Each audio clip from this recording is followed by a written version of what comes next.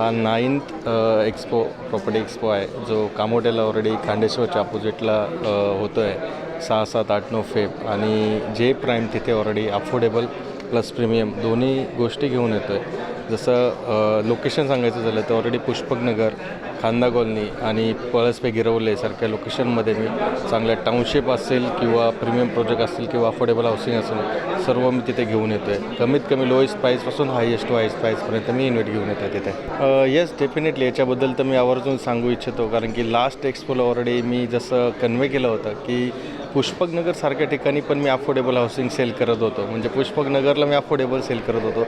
आज हा पुष्पकनगर आणि एअरपोर्टची बाउंड्री जर तुम्ही बघितली तर एअरपोर्टची बाउंड्री म्हणजेच पुष्पकनगर आहे. अशा इंटरनॅशनल एअरपोर्टच्या बाजूला मी अफोर्डेबल लास्ट विकलं होता. ह्या इयरला ते पॉसिबल नाही आहे तर मी तिथे ऑलरेडी प्रीमियम टॅग लावूनच आता विकतो आहे.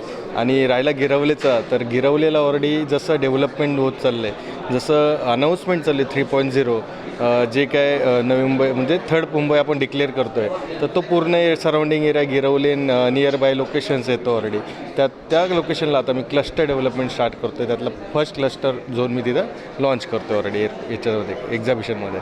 ही संधी सोडू नका. जसं मी मगाशी पण बोललो की ऑलरेडी उल्वे हा एक स्टार्टअप होता कारण की उल्वेमध्ये लास्ट 2 इयर्समध्ये ऑलरेडी 30 लॅक्समध्ये 1 BHK आणि 45मध्ये 2 BHK भेटत होता.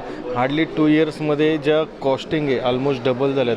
आज जर तुम्ही उल्वेचा जर थोडा आराखडा घेतला तर ऑलरेडी 1 BHK 55 to 60 लॅक्सला जातो. 2 BHK ऑलमोस्ट 1 CR जातो.